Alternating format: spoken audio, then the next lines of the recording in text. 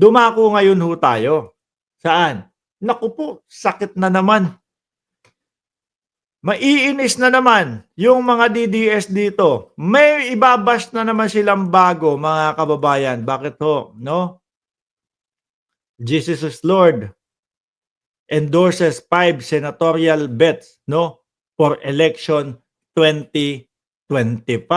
Oh, saan po daw ito, mga kababayan?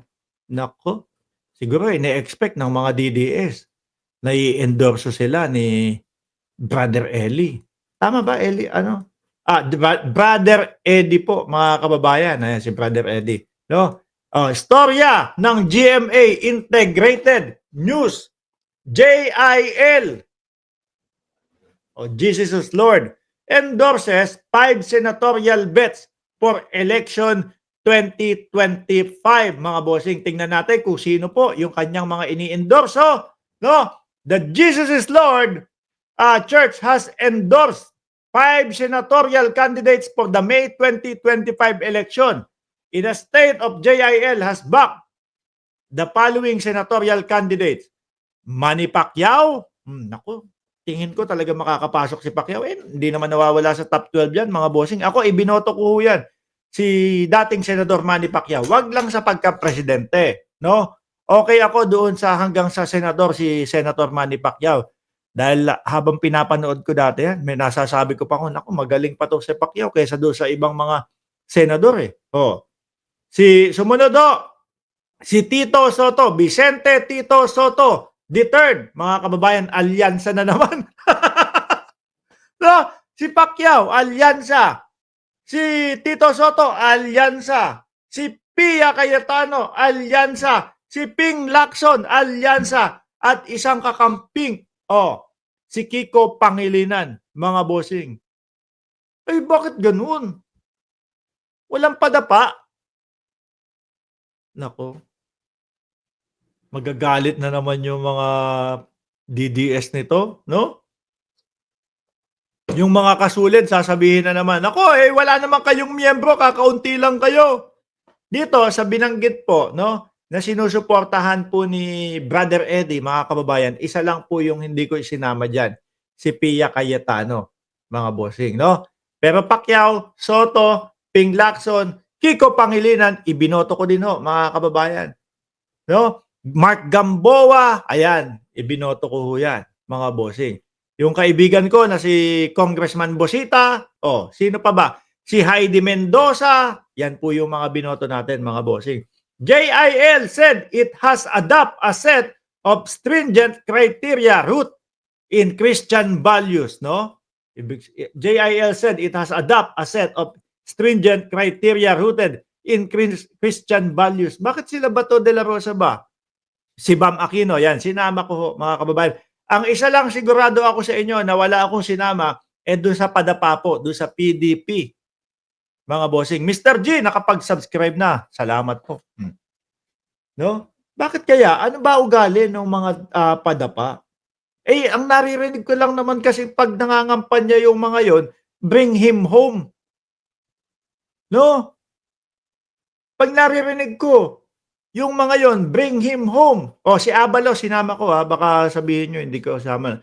Unang-una kong tinalaan yung pangalan ni Abalos, kasi nandun yun, A di ba? Alphabetical ho. Bring him home. Yung padapa, alam naman natin na 100% nakasuporta yan kay dating Pangulong Duterte na di umano, umabot sa 20 to 30,000 yung pamilya na nagrereklamo o yung mga namatay sa kanyang panunungkulan. Ayaw ho siguro ng Jesus is Lord sa mga ganun, mga kababayan. Kaya hindi nasama doon sa kanilang sinuportahan. Basahin natin to. Mabilisan no? This is in keeping, sigurado na si Pacquiao dito kasi alam naman natin maka-Diyos si Senator Manny Pacquiao no? Kada decision niyan ay talagang may takot sa Diyos. This is in keeping with Proverbs 14:34, which is righteous exalt a nation, but sin is a reproach to any people. Sabi ni JIL, which is led by Sibak Party List Representative Brother Eddie. Pastor, are instructed to ensure that all of our 1,509 chapters, ang dami pala, no? Na chapter nito, na pinagsasambahan, no, mga kababayan. E biruin mo, ilang katao ho kada isang chapter nila ang sumasamba. Eh, ang dami hong boto nun. Ito pastors are instructed to ensure that all 1,509 chapters across 82 province, no, in the Philippines and 70 countries worldwide. Oh, nagkalat din ho yan, mga kababayan, di ba? Meron din po silang mga ano tawag dito? Mga chapter sa iba-iba pong bansa. Eh siguraduhin na yung 5 na yon iboboto nila. Paano yung PDP? Lalong wala. Magagalit yun, no, Ma'am Brenda Barton. Kagaya ni Ma'am Brenda Barton, nagagalit. 1.5K ang nanonood. 301 lang daw ang ating like, mga kababayan. Eh, tigil ko na kaya ito. Hindi, okay lang ho, no? Tuloy.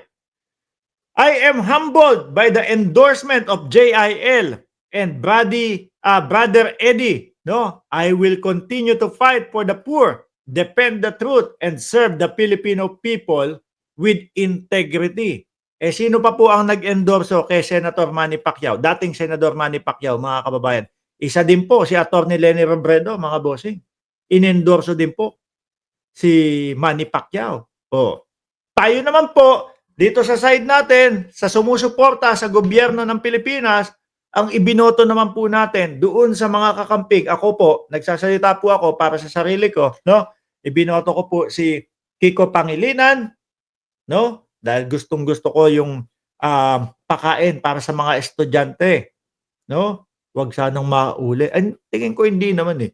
Hindi mauulit kasi iba namang manungkulan yung mga nandoon sa side ng mga Duterte. Yung mga inaamag na tinapay, mga napanis na mga gatas. Tama ba? Nung nanunungkulan si Inday Sara Duterte sa DepEd. Kiko Pangilinan. Mas pipiliin ko po si Kiko Pangilinan, mga kababayan, kaysa naman ho kay Buloyski.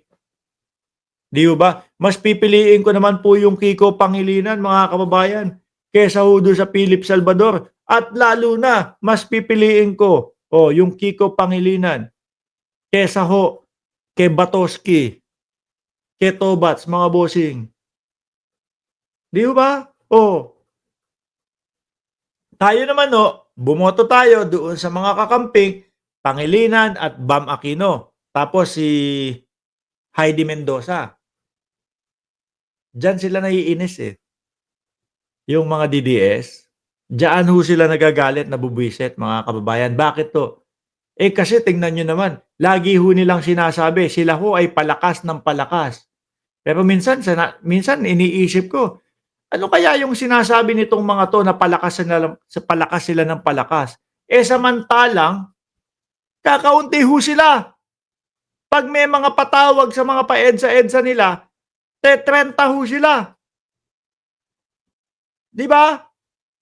Siguro ang ibig ho nilang sabihin na sila ay lumalakas, baka mga putok ho nila yun. Baka yung mga kilikili ho nila, hindi basa yan. Baka yung mga kilikili nila ay lumalakas. Eto ho, tingnan nyo nga mga kababayan, kakamping, at ang mga pula, nagsasanib puwersa, nagbobotohan, magkabila, ibinoboto yung mga kakamping, ibinoboto ng kakamping yung mga pula. Tingnan nyo si Vice Ganda, Benhur Abalos. Di ba? Si Atty. Leni Robredo, Benhur Abalos din ho. Nagre-respetuhan po, mga kababayan, no? Nagkakaisa kasi nakikita nila maganda ang tinatahak ng ating bansa. Sabi ni Mario Bautista, yon, kala ko di mo binoto si Mendoza. Binoto po natin yun. Kasama po yun sa ating itinala, sa ating balota, mga kababayan. Kasi kaming mga nakatira ho sa ibang bansa, nauna na kaming bumoto. Mayroon din dito sa Hong Kong, JIL, Sir Mark. Ito ito, yung kay Brother Eddie. Naniniwala ho ako sa dami ng bilang nitong itinala ho nila. Biruin mo naman, di ba? 1,509 chapters across 82 province and 70 countries. O, talagang nakatalaho. Ang hindi ko ho pinapaniwalaan, mga kababayan, yung sinasabi nila na ilang milyon daw yung sa kampo ni Buloyski. Milyon-milyon daw, pero nung nakikita ko wala naman. Kaunti lang din ho, mga kababayan. Meron akong mga nakikita, mga nasa kalsada, nagtitinda, OTAP. Hindi ko lang alam yun kung mga kasamahan o kung yun yung binabanggit po no, na mga pinagtitinda ni Kibuloy ng OTAP, mga bossing. Lalo na silang nasisiraan o nasisira sa pinaggagawa nila, no? Shoot na sila sa inidoro. No to pro-China, sabi ni Sir Robert Solis. Oh. Sabi ni Dennis Kahukom Mendoza, iboboto ko rin yan. Oh, boto natin yan, si Heidi Mendoza. No? Unang-una ho, sa impeachment, nako, yan ang may pinakamadaming maitatanong, no?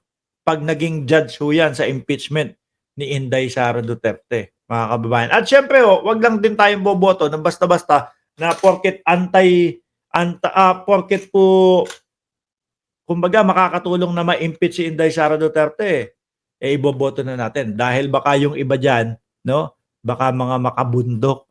Alam nyo na kung ano yung ibig ko sabihin. Pro-impeachment, pero makabundok naman. O, kilala nyo na kung sino yung mga ibig kong sabihin. Okay? So, yan ho mga kababayan. JIL. O, ini-endorso ang 5 kandidato. 4 po dito, mga bossing, ay from Alyansa. Isa po ay kakamping, mga kababayan. Panigurado ho ako, isasama na din yung mga yan. Si Heidi Mendoza, mga boss, no? At saka baka isama na din yan si Abalos. O, yung mga alyansa, so solidin na din nung iba dyan yun, no?